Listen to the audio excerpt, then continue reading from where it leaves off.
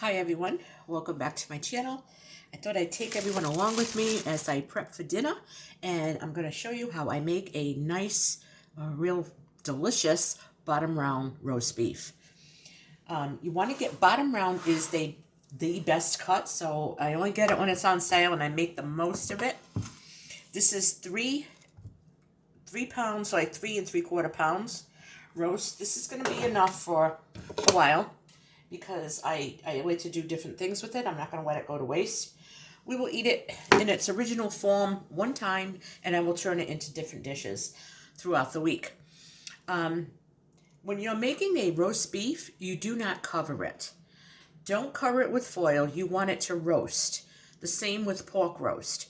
Pot roast, yes, should have a cover if you're buying a chuck roast.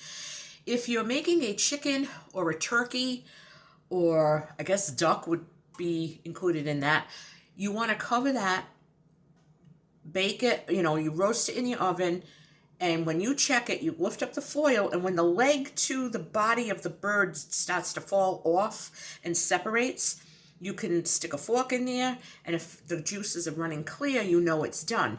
At that time, you can remove your cover and put it back into roast and get nice and crispy. However, roast beef is done quite differently, and even a roast pork. So if you're wondering why your roasts are coming out tough or they're just not that great, it's probably because you're covering it.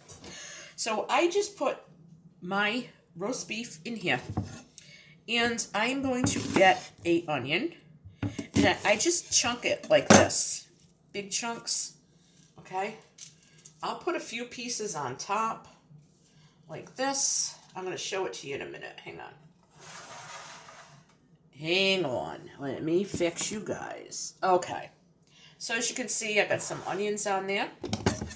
I'm going to chop up the rest, like I said, just big chunky slices. Okay, and I spread it all around. Okay, this gives it a nice aroma. It's going to be like unbelievable. Trust me, okay? And now I'm going to take some red potatoes. I'll turn you back this way. I'm going to peel them. They're not that big, so I might leave them whole. Always wash and peel your potatoes, unless, if you like the skins, fine, but sometimes I'm a little leery. So you wash them first, you peel them, and then you wash them again. And this is a very simple, easy way to make a roast. And I'm glad you came with me today. You talk about a one-pan meal. Yes, this was supposed to be a Sunday dinner and eat throughout the week, but I was invited to my daughter's house yesterday, so we went there for dinner, and I had to push back my menu plan, but being with family is always the best, so it was well worth it. And I thawed my roast out in the refrigerator, because I have had it in the freezer, and it thawed out better. I didn't have to rush the process along at all. So I cook very basic and very simple. As you can see, no potato peeler for me. No vegetable peeler. I use a paring knife. Thanks to Mom, she taught me. I don't know, I just learned from her. It's funny how we learn things, right? She could never be bothered with a vegetable peeler, unless it was like for carrots or something, but potatoes, paring knife. I use paring knives to everything. This is a real nice set, too. This is a Farberware set that I got as a Christmas gift last year, and I love this set. So I'm going to rinse my potatoes.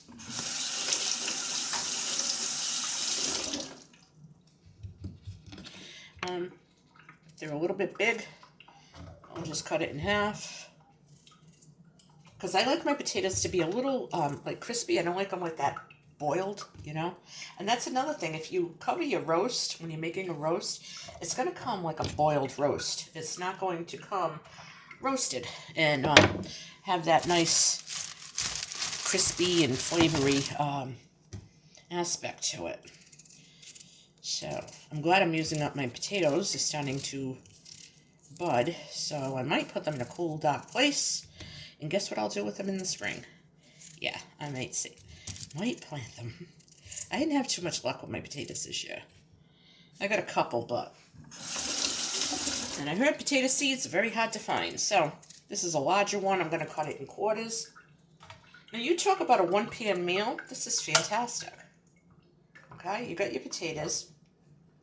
I do have some jarred carrots that I home canned myself, and I will be adding those to the roast when the roast is almost done, because those are pre-cooked. So I don't want them to, get really overdone. You could take any kind of cooking oil that you use, very, very lightly. Just a little bit. This is going to help brown it and give it a nice golden crunch and a little bit of nice flavor. Okay, I don't go crazy with seasonings, because if you're paying all that money for a bottom round roast, it should be delicious. So the less is more, as my mom used to say. Sprinkle this with a little bit of garlic powder. Make sure you get your vegetables. Okay, a little bit of black pepper. And yeah, I got my canisters out because my salt and pepper shaker's on the other side of the kitchen right now. Okay. Now, I am going to let my roast rest because I took it out of the refrigerator about just before I started this video. You want to let your roast come to room temperature at least for half hour before you put it into a preheated oven, because that's going to be where it shrinks up and it'll get really tough.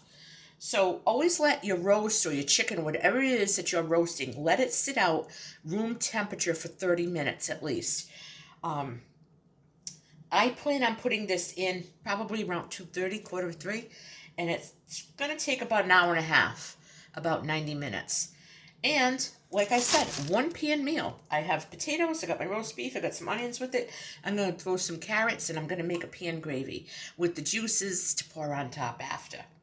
So I hope that watching this video helped you if you were trying to figure out the difference, if you like to make roast beef or roast pork and it's not coming out the way you prefer.